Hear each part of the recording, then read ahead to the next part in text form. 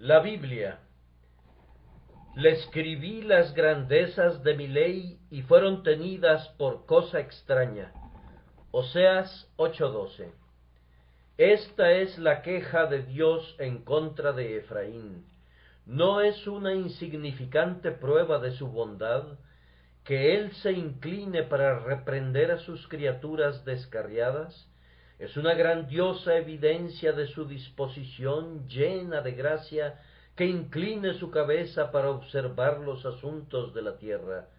Si él quisiera, podría envolverse con la noche como si fuese un vestido, podría poner las estrellas alrededor de su mano como si fueran un brazalete, y ceñir los soles alrededor de su frente como una diadema. Puede morar solo, lejos, muy por encima de este mundo, arriba en el séptimo cielo, y contemplar con calma y silenciosa indiferencia todas las actividades de las criaturas.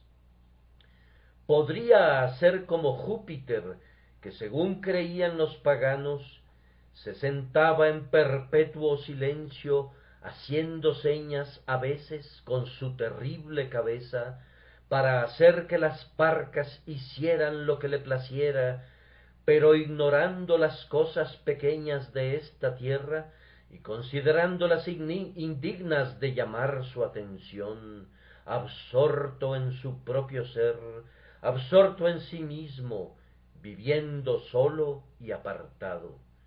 Y yo, como una de sus criaturas, podría ascender a la cumbre de una montaña y mirar a las estrellas silenciosas y decirles: ustedes son los ojos de Dios, pero ustedes no me miran a mí.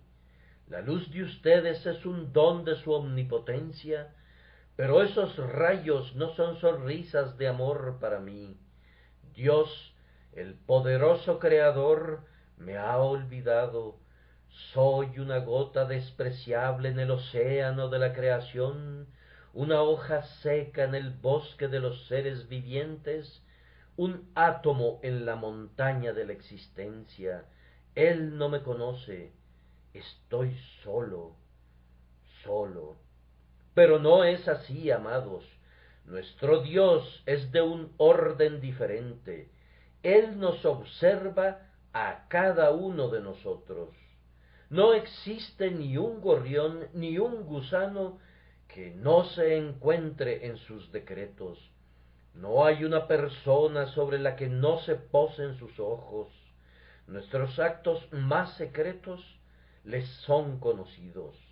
Cualquier cosa que hagamos, que soportemos o que suframos, el ojo de Dios siempre descansa sobre nosotros y su sonrisa nos cubre, pues somos su pueblo, o su enojo nos envuelve, pues nos hemos apartado de él.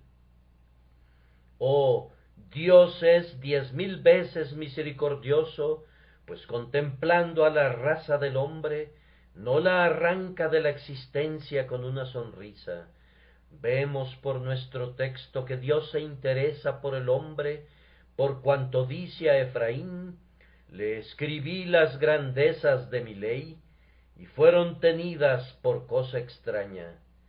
Pero vean cómo, cuando observa el pecado del hombre, no lo destroza ni lo rechaza a puntapiés, ni tampoco lo sacude por el cuello sobre el golfo del infierno hasta hacer tambalear su cerebro por el terror, para finalmente arrojarle en él para siempre.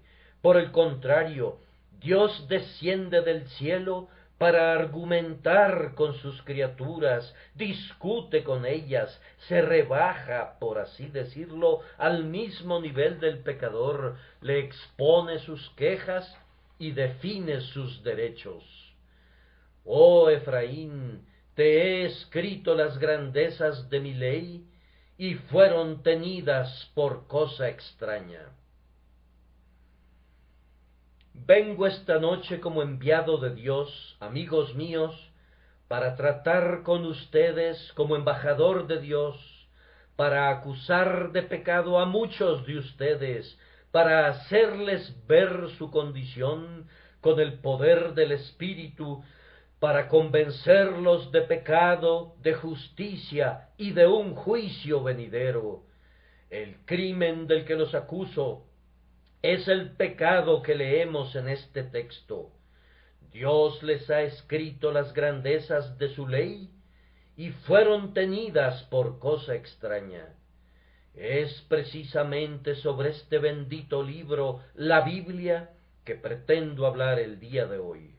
Aquí está mi texto, esta es palabra de Dios, aquí está el tema de mi sermón, un tema que demanda más elocuencia de la que poseo, un asunto sobre el que podrían hablar miles de oradores a la vez, un tema poderoso, amplio y un inagotable asunto que, aun consumiendo toda la elocuencia que hubiera hasta la eternidad, no quedaría agotado.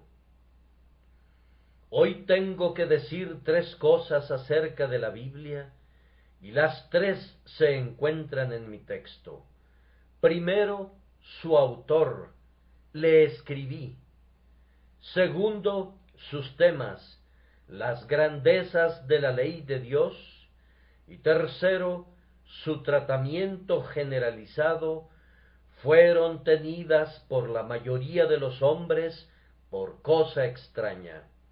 Primero, entonces, en lo relativo a este libro, ¿quién es el autor? El texto nos dice que es Dios. Le escribí las grandezas de mi ley. Aquí está mi Biblia. ¿Quién la escribió?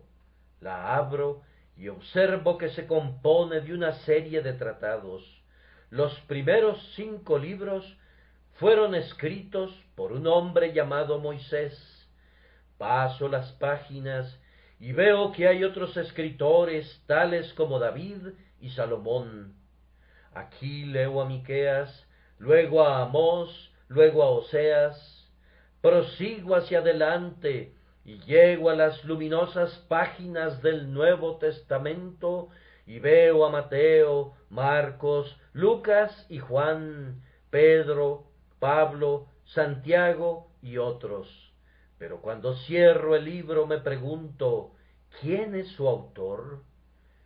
¿Pueden estos hombres en conjunto atribuirse la paternidad de este libro? ¿Son ellos realmente los autores de este extenso volumen?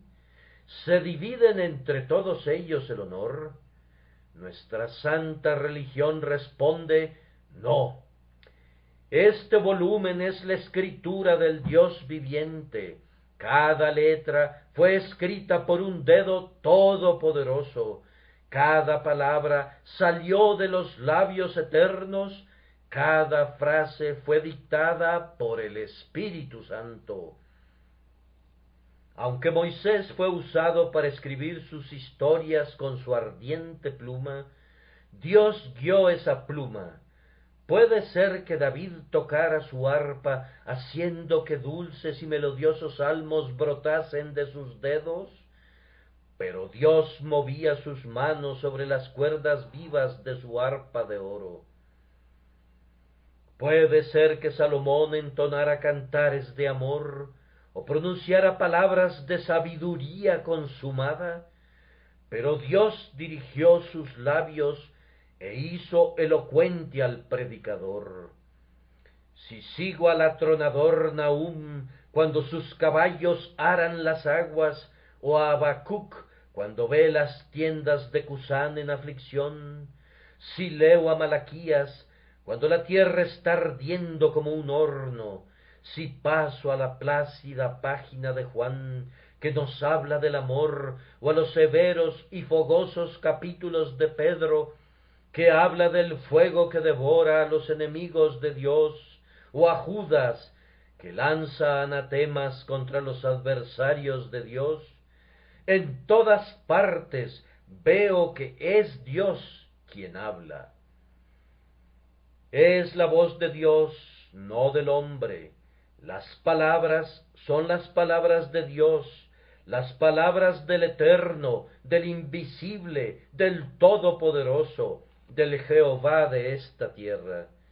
Esta Biblia es la Biblia de Dios, y cuando la veo, me parece oír una voz que surge de ella diciendo: soy el libro de Dios, hombre, léeme.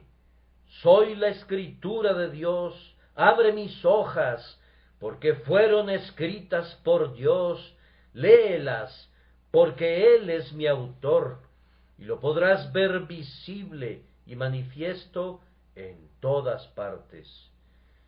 Le escribí las grandezas de mi ley. ¿Cómo sabemos que Dios escribió este libro? No intentaré responder a esta pregunta.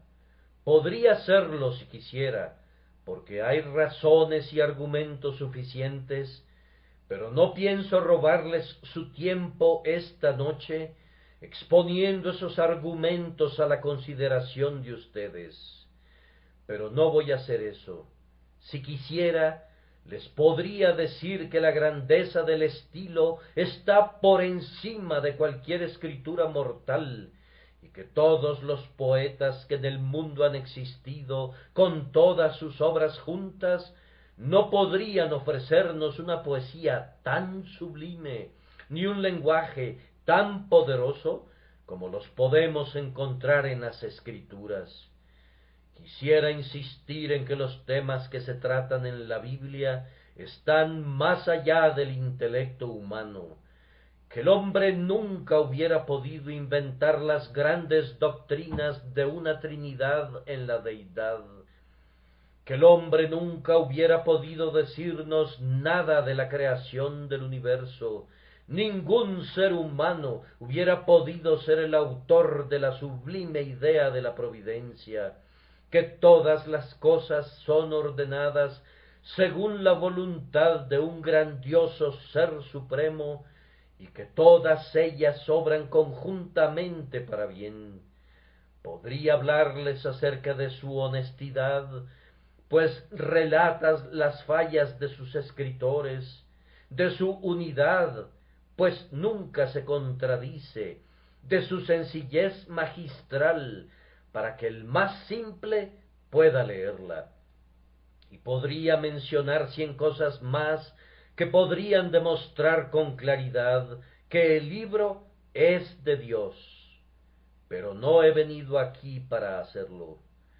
Soy un ministro cristiano, y ustedes son cristianos, o profesan serlo, y ningún ministro cristiano necesita sacar a luz argumentos de los paganos para rebatirlos.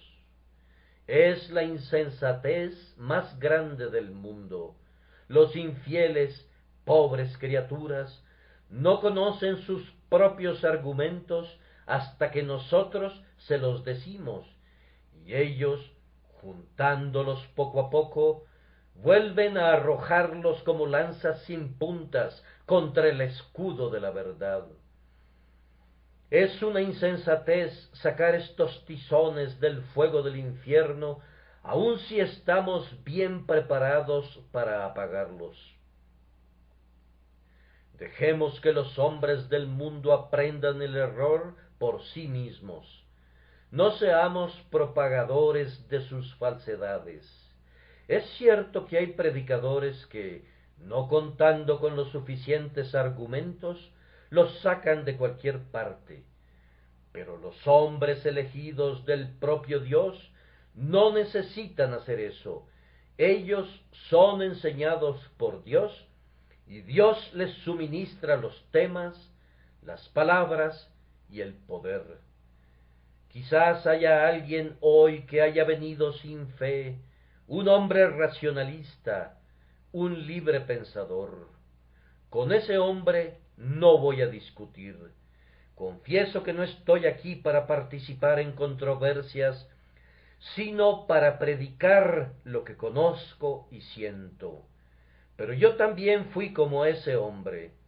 Hubo una mala hora en mi vida cuando solté el ancla de mi fe, Yo corté el cable de mis creencias, y no queriendo estar ya por más tiempo al abrigo de las costas de la revelación, dejé que mi nave anduviera a la deriva, impulsada por el viento. Dije a la razón, sé tú mi capitán. Dije a mi propio cerebro, sé tú mi timón. Y así comencé mi loco viaje. Gracias a Dios, ya todo eso terminó. Pero les contaré su breve historia.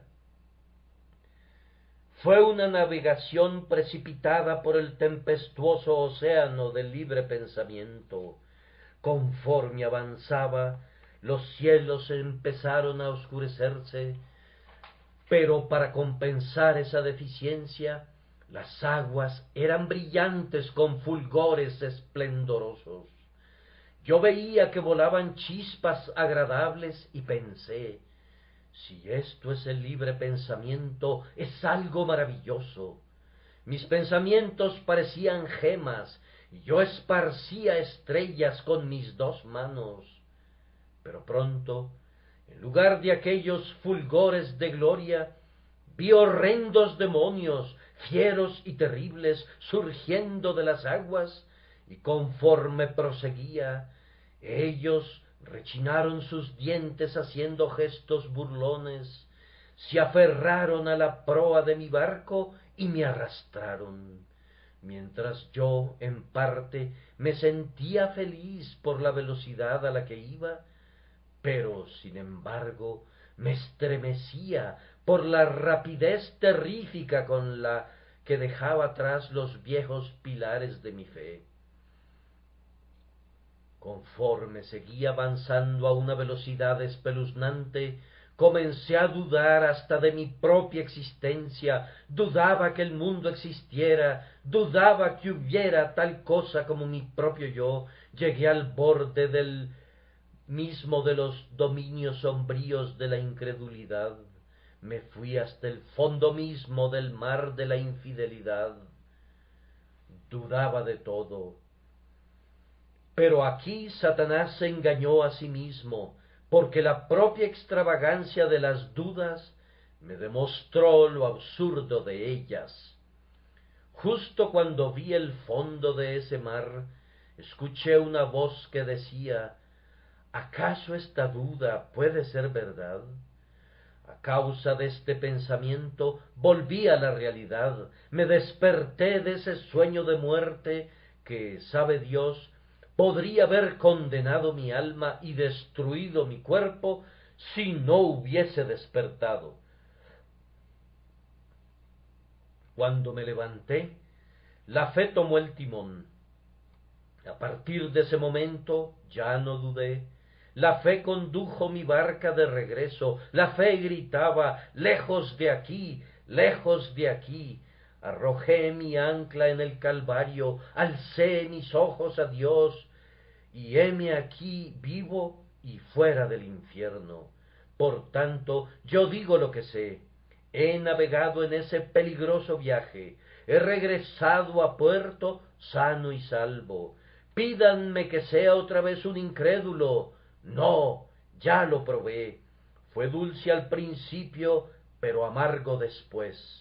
Ahora, atado al Evangelio de Dios más firmemente que nunca, parado sobre una roca más dura que el diamante, desafío los argumentos del infierno a que me muevan, porque yo sé a quién he creído, y estoy seguro que es poderoso para guardar mi depósito para aquel día.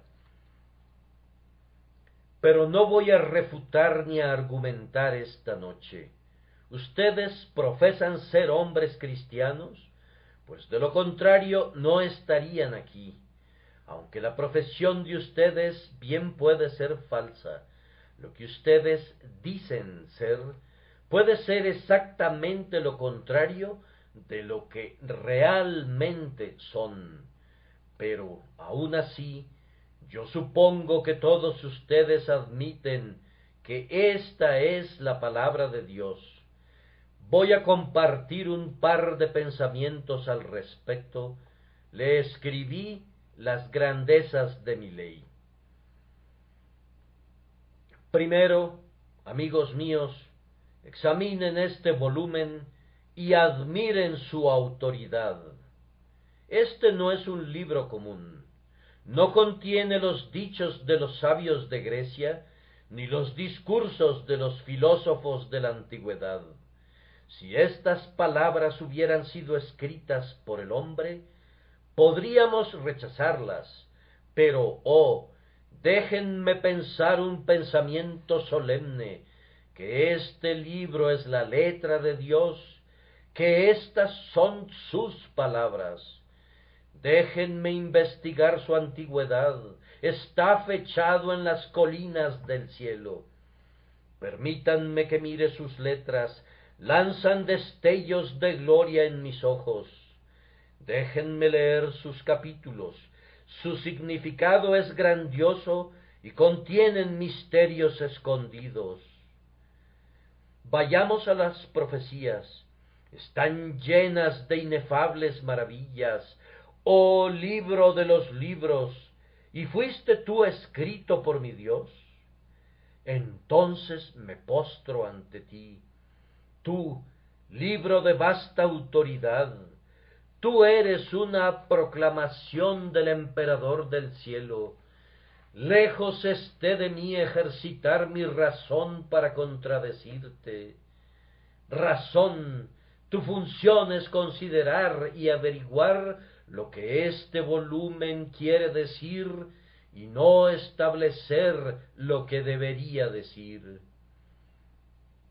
Vamos ustedes, mi razón y mi intelecto, siéntense y escuchen, porque estas palabras son las palabras de Dios. Me siento incapaz de extenderme en este pensamiento.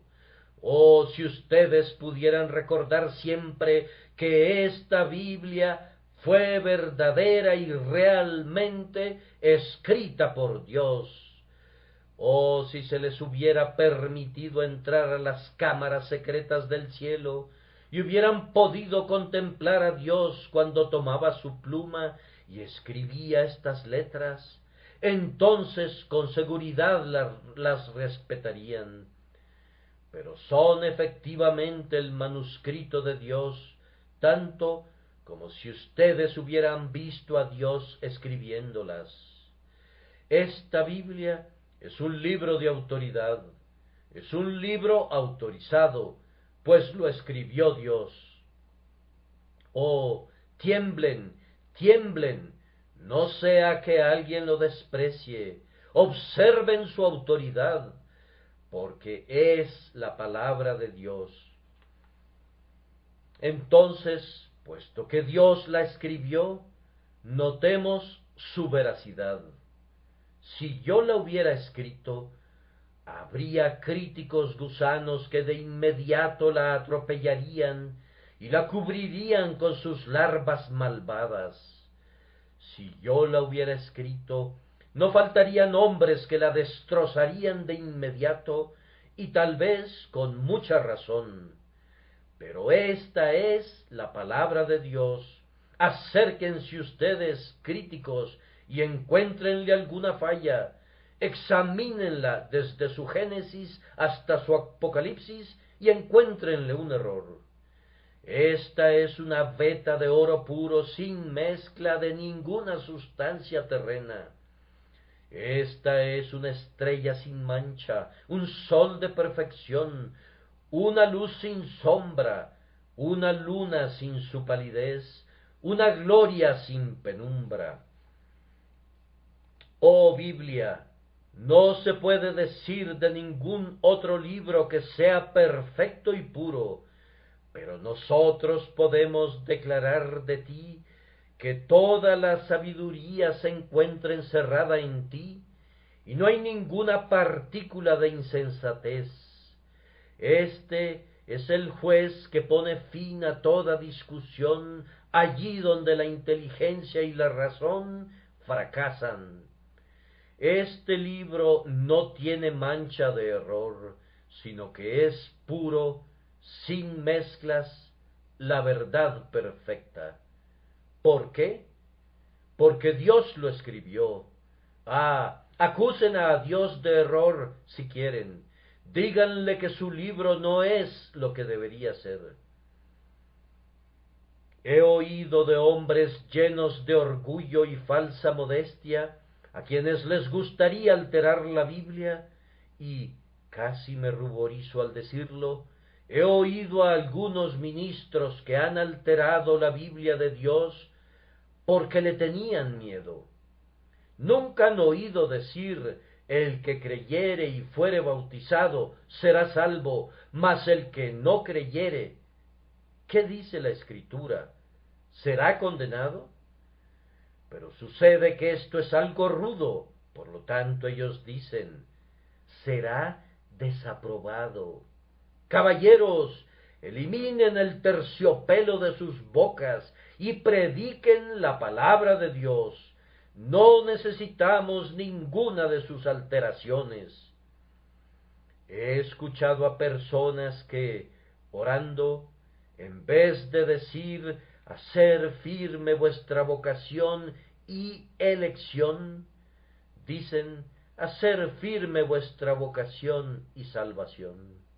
Es una lástima que no hubieran nacido cuando Dios moraba en los tiempos remotos, hace mucho, mucho tiempo, para que hubieran podido enseñarle a Dios cómo escribir.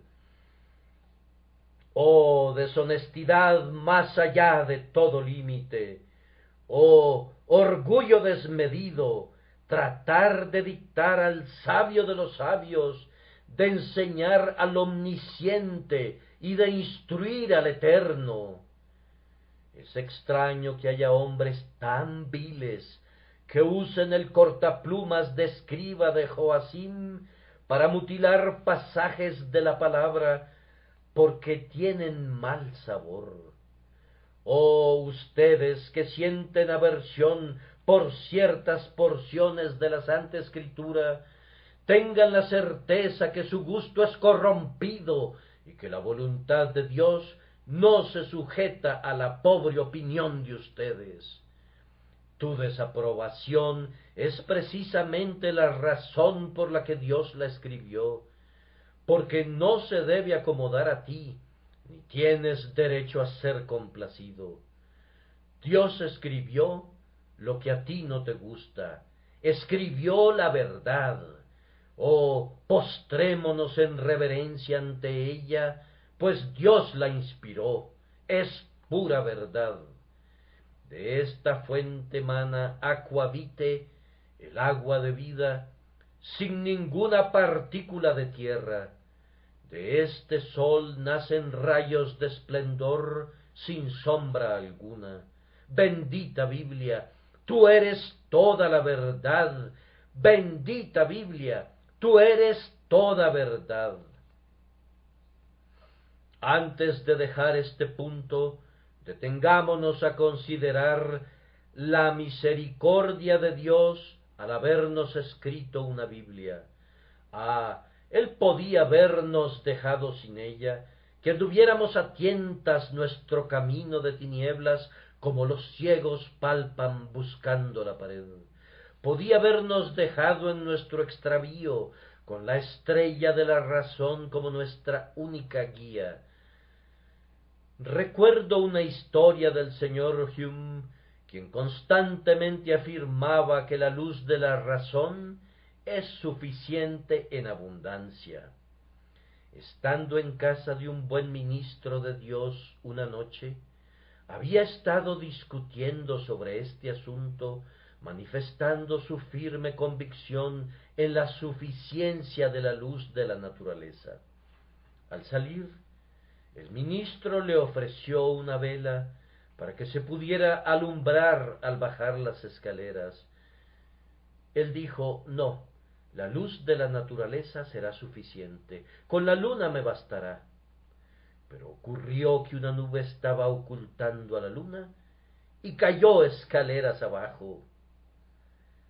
Dijo el ministro, a pesar de todo, hubiera sido mejor haber tenido alguna lucecita desde arriba, señor Hume. Entonces, aun suponiendo que la luz natural fuera suficiente, sería mejor que tuviéramos un poco de luz desde arriba, y de esta manera estaríamos seguros de estar en lo correcto. Es mejor tener dos luces que una. La luz de la creación es muy brillante. Podemos ver a Dios en las estrellas. Su nombre está escrito con letras de oro en el rostro de la noche. Pueden descubrir su gloria en las olas del océano, sí, y en los árboles del campo. Pero es mejor leer en dos libros que en uno. Le encontrarán aquí más claramente revelado, porque Él mismo ha escrito este libro y nos ha dado la clave para entenderlo si ustedes tienen al Espíritu Santo. Amados hermanos, demos gracias a Dios por esta Biblia, amémosla y considerémosla más preciosa que el oro más fino. Una observación más antes de pasar al segundo punto. Si esta es la palabra de Dios, ¿qué será de algunos de ustedes que no la han leído durante todo el último mes? ¿Un mes, dice usted? Yo no la he leído durante todo este último año. Ay, y muchos de ustedes no la han leído nunca. La mayoría de la gente trata la Biblia muy cortésmente. Tienen una edición de bolsillo bellamente encuadernada, la envuelven en un pañuelo blanco y así la llevan al lugar del culto. Cuando regresan a casa, la guardan en un cajón hasta el siguiente domingo por la mañana. Entonces la vuelven a sacar para un paseo y la llevan a la capilla.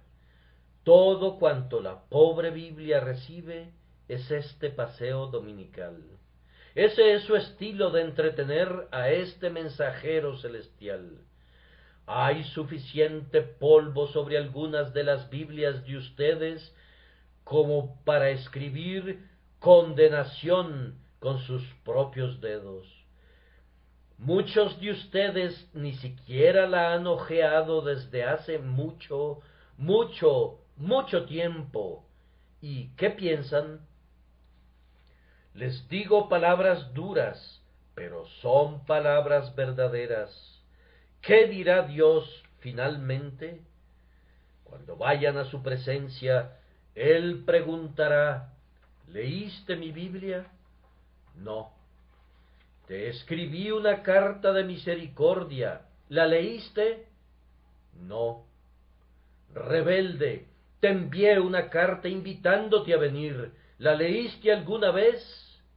Señor, nunca rompí el sello.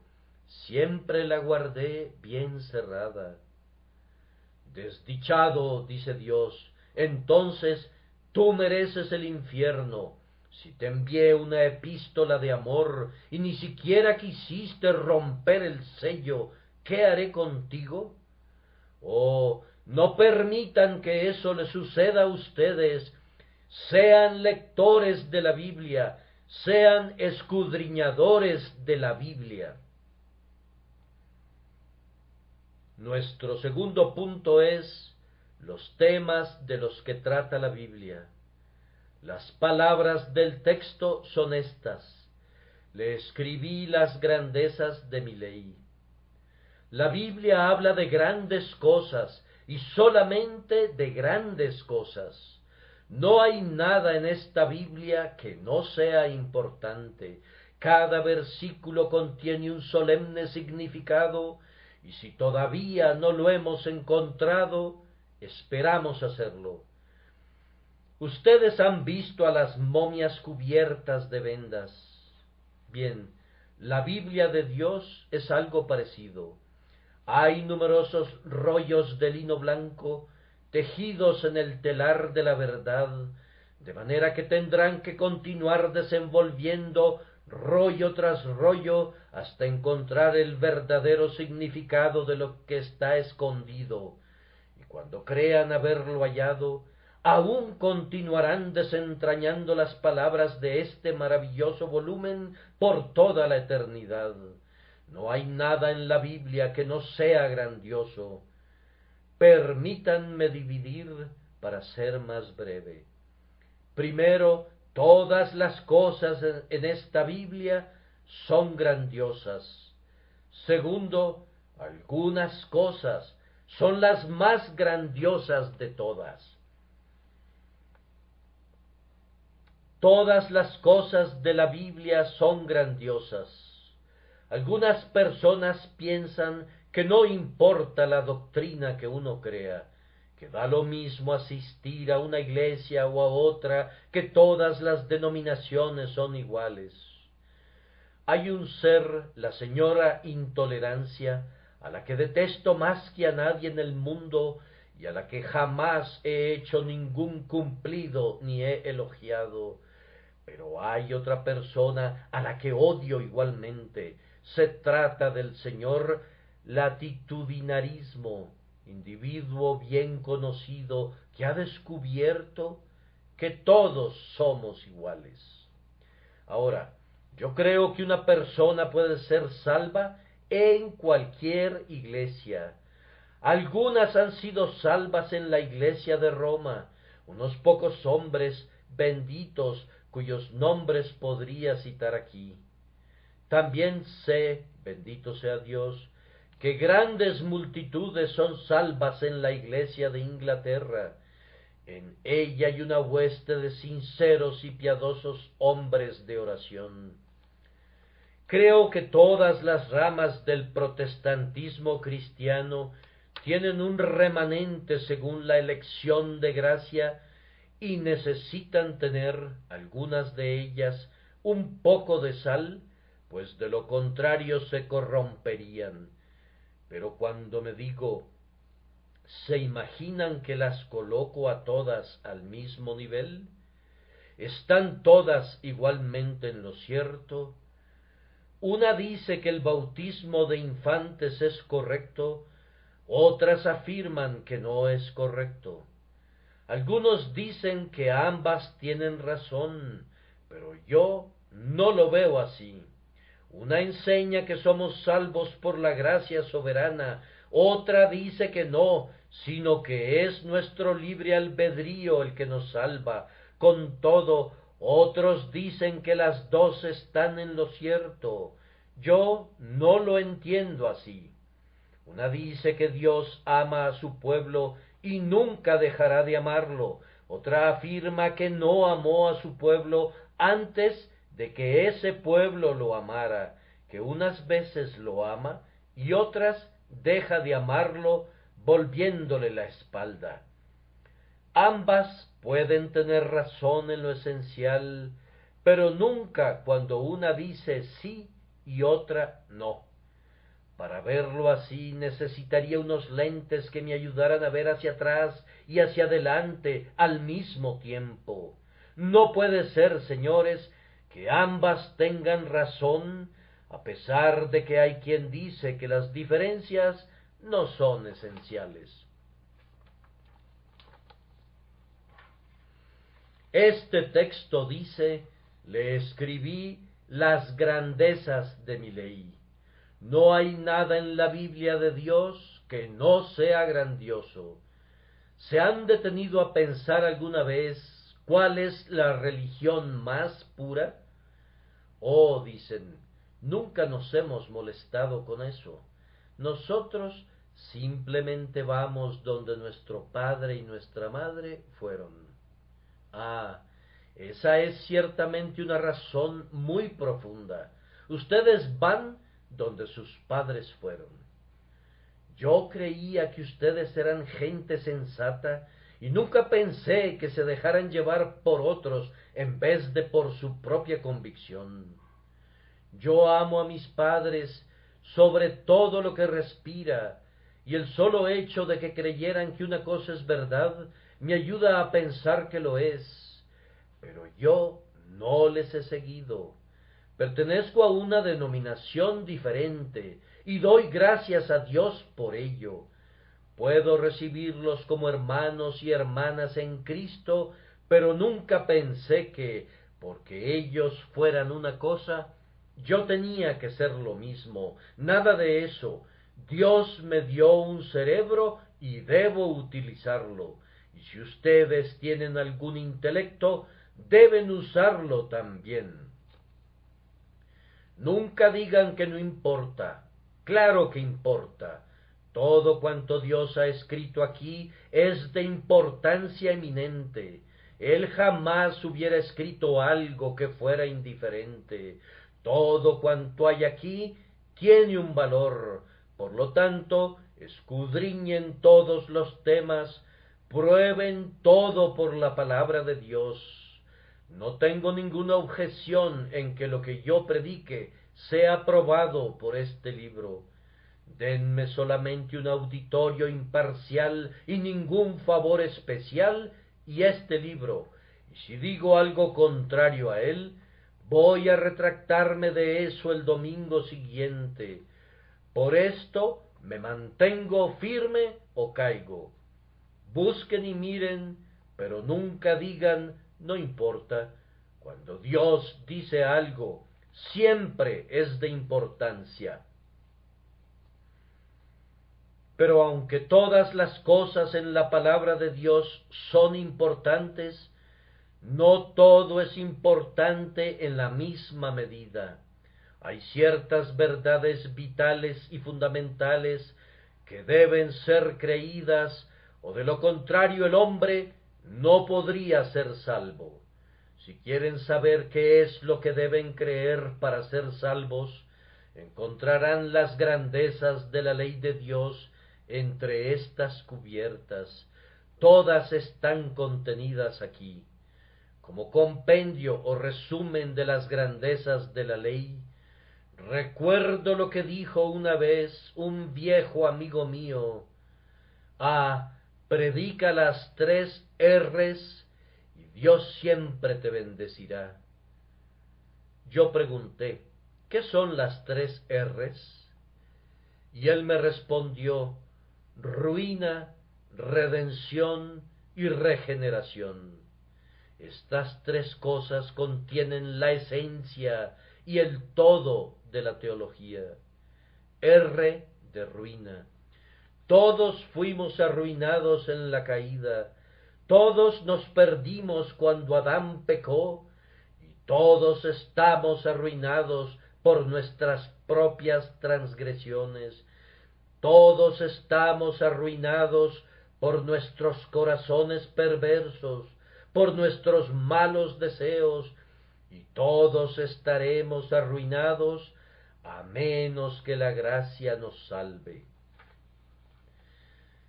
Luego está la segunda R de redención. Somos redimidos por la sangre de Cristo, un cordero sin mancha ni contaminación. Somos rescatados por su poder, somos redimidos por sus méritos y rescatados por su fuerza. A continuación tenemos la R de regeneración. Si queremos ser perdonados, tenemos también que ser regenerados, porque nadie puede ser partícipe de la redención sin ser regenerado. Podemos ser tan buenos como queramos y servir a Dios según lo imaginemos, según queramos. Pero si no hemos sido regenerados, si no tenemos un corazón nuevo, si no nacemos de nuevo, todavía estamos en la primera R, esto es, en la ruina. Esto es un pequeño resumen del Evangelio, pero creo que hay otro mejor en los 5 puntos del calvinismo. Elección conforme al conocimiento previo de Dios, la natural depravación y pecaminosidad del hombre, la redención particular por la sangre de Cristo, el llamamiento eficaz por el poder del Espíritu y la perseverancia final por el poder de Dios. Para ser salvos debemos creer estos 5 puntos, pero no me gustaría escribir un credo como el de Atanasio, que empieza así: todo aquel que quiera ser salvo deberá creer en primer lugar la fe católica, la cual es esta. Al llegar a este punto tendría que detenerme, porque no sabría cómo continuar. Sostengo la fe católica de la Biblia, toda la Biblia y nada más que la Biblia. No me corresponde redactar credos, sino que les suplico que escudriñen las Escrituras, porque ellas son la palabra de vida. Dios dice: le escribí las grandezas de mi ley. ¿Dudan de su grandeza? ¿Creen que no son dignas de la atención de ustedes? Hombre, piensa un momento. ¿Dónde te encuentras ahora? He aquí, en un estrecho trozo de tierra, en mitad de 2 mares sin límites, 1 pulgada de tiempo, el espacio de un momento, puede alojarme en aquel lugar celestial o encerrarme en el infierno. Recuerdo que una vez estaba yo en la playa, en una estrecha franja de tierra, sin preocuparme que la marea pudiera subir. Las olas lavaban constantemente a ambas orillas, y envuelto en mis pensamientos, permanecí allí por largo rato. Cuando quise regresar, me encontré ante una dificultad. Las olas habían cortado el camino. De la misma manera, todos nosotros caminamos cada día por una estrecha senda, y hay una ola que sube más y más. Vean cuán cerca está de sus pies, y otra ola se estrella a cada tic-tac del reloj. Nuestros corazones, como sordos tambores, están redoblando marchas fúnebres camino de la tumba. Cada momento que vivimos es un avance hacia la tumba, pero este libro me dice que, si soy convertido, cuando muera me recibirá un cielo de gozo y amor. Los ángeles me esperarán con sus brazos abiertos, y yo, llevado por las potentes alas de los querubines, sobrepasaré al rayo y me remontaré más allá de las estrellas al trono de Dios, para morar allí para siempre. Lejos de un mundo de pecado y dolor, moraré allí siempre con Dios. Oh, esto hace que mis ojos derramen lágrimas tibias, esto hace que mi corazón se vuelva demasiado grande para mi pecho, y mi cerebro gire ante el solo pensamiento de: Jerusalén, mi hogar feliz, tu nombre es siempre dulce para mí. Oh, esa dulce escena más allá de las nubes, dulces campos revestidos de verde vivo y ríos de delicia. ¿No son estas cosas grandiosas? Pero entonces, pobre alma no regenerada, la Biblia dice que si tú estás perdido para siempre. Te dice que si mueres sin Cristo, sin Dios, no hay esperanza para ti, que hay un lugar sin ningún rayo de esperanza, donde leerás grabado con letras de fuego: conocías tu deber, pero no lo cumpliste. Te dice que serás echado de su presencia con un: apartaos de mí. ¿Acaso no es grandioso todo eso? Sí, señores, tanto como el cielo es deseable, y el infierno aborrecible, el tiempo breve y la eternidad infinita, como el alma es preciosa, el dolor debe ser evitado y el cielo debe ser buscado, como Dios es eterno y como sus palabras son ciertas. Estas cosas son grandiosas, son cosas que ustedes deben escuchar. Nuestro último punto es el trato que la pobre Biblia recibe en este mundo. La Biblia está considerada como una cosa extraña. ¿Qué quiere decir que la Biblia sea considerada como una cosa extraña? En primer lugar, quiere decir que es completamente ajena a muchas personas porque nunca la leen. Recuerdo que en cierta ocasión yo estaba leyendo la sagrada historia de David y Goliat y estaba una persona presente bastante entrada en años quien me dijo: Dios mío, qué historia tan interesante, ¿en qué libro está? También me viene a la memoria otra persona que, hablando conmigo en privado, yo le hablé acerca de su alma, y ella me dijo cuán profundo era su sentimiento, ya que tenía enormes deseos de servir al Señor, pero encontraba otra ley en sus miembros.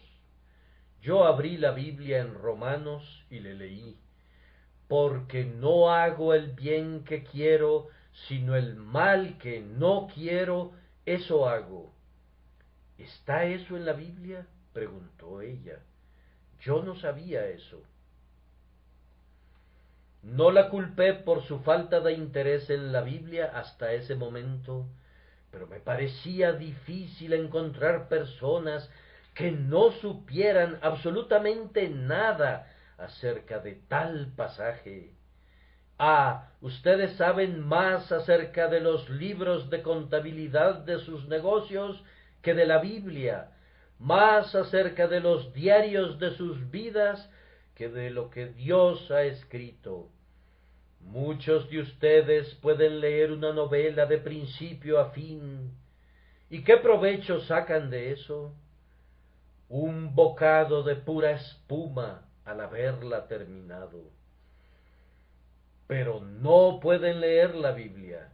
Este manjar sólido, perdurable, sustancioso y que satisface, permanece sin ser probado, guardado en la alacena del abandono, mientras que todo cuanto escribe el hombre, el plato del día, es devorado con avidez.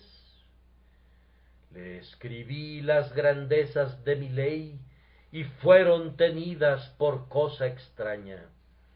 Ustedes nunca la han leído. Tengo esa dura acusación contra ustedes. Tal vez ustedes responden que no debo culparlos por una cosa así, pero siempre pienso que más vale tener una peor opinión de ustedes que una opinión demasiado buena. Los culpo de esto. Ustedes no leen su Biblia. Algunos de ustedes nunca la han leído completa y su corazón les dice que lo que estoy diciendo es verdad.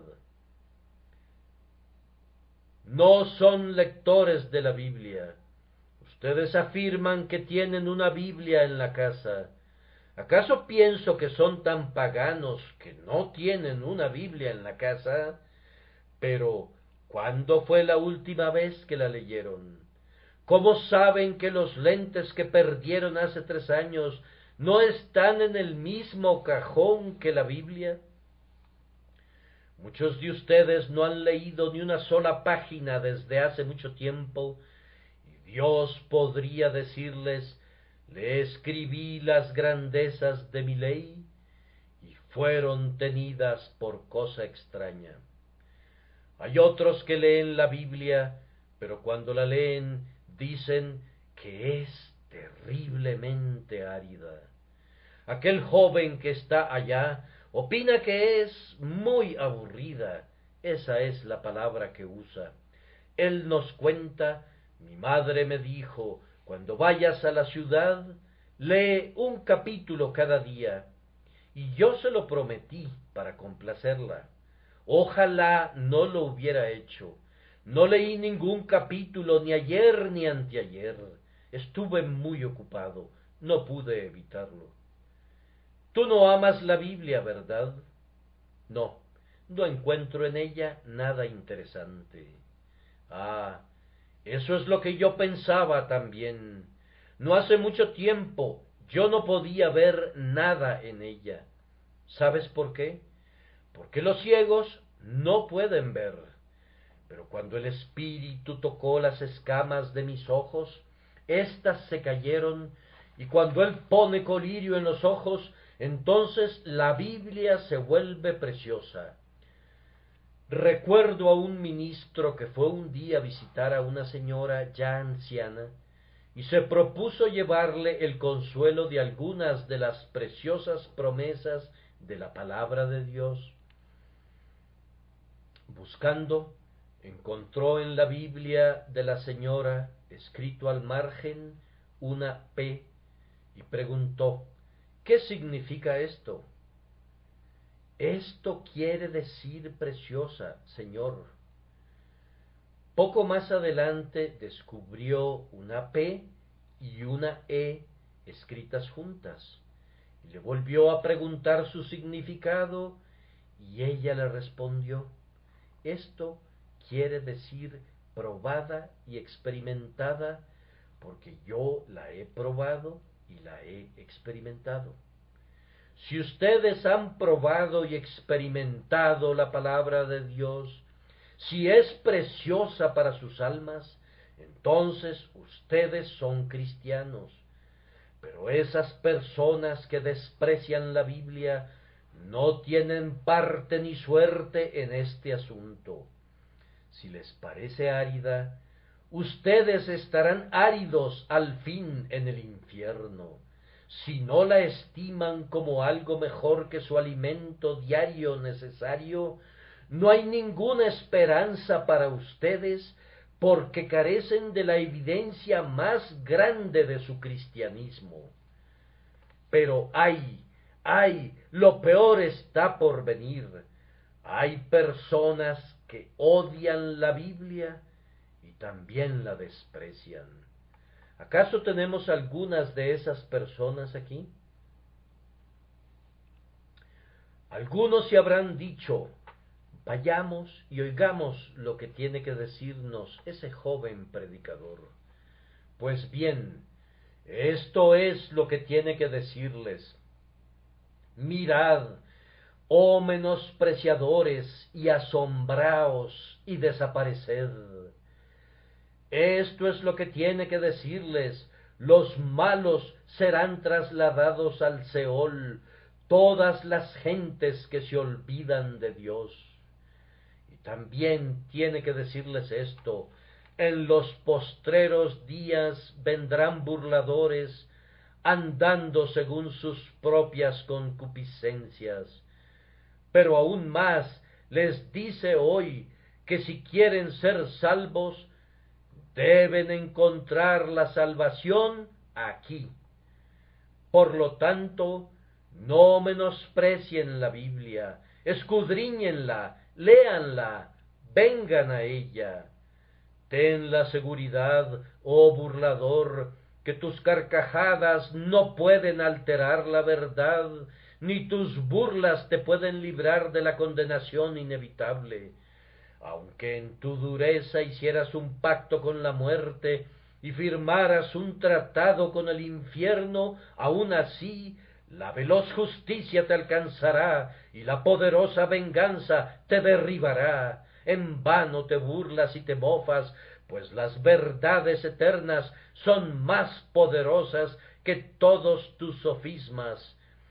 Tus ingeniosos dichos no pueden alterar la verdad divina de una sola palabra de este volumen de revelación. ¿O por qué altercan con su mejor amigo y maltratan a su único refugio? Aún hay esperanza para el burlador, esperanza en las venas del Salvador, esperanza en la misericordia del Padre, esperanza en la obra omnipotente del Espíritu Santo. Una palabra más y terminaré. Mi amigo, el filósofo, dice que está muy bien que yo exhorte a la gente a leer la Biblia, pero que hay otras muchas ciencias grandiosas más interesantes y útiles que la teología. Muy agradecido, señor, por su opinión. ¿A qué ciencia se refiere usted? ¿A la ciencia de disecar escarabajos y coleccionar mariposas? No, ciertamente no es a esa. ¿A la ciencia de analizar las rocas y de tomar muestras de la tierra y hablarnos de sus diferentes estratos? No, tampoco a esa precisamente. ¿A qué ciencia, pues? Él me responde, todas las ciencias en general son más importantes que la Biblia. Ah, Señor, esa es su opinión, y habla de esa manera porque está lejos de Dios, pues la ciencia de Jesucristo es la más excelente de las ciencias. Que nadie deje la Biblia porque no es un libro culto y de sabiduría. Lo es. ¿Quisieran saber de astronomía? Está aquí. Ella habla del sol de justicia y de la estrella de Belén. ¿Quieren saber de botánica? Está aquí. Ella habla de unas plantas de renombre, el lirio de los valles y la rosa de Sarón. ¿Quieren saber de geología y mineralogía? Pueden aprender eso en la Biblia.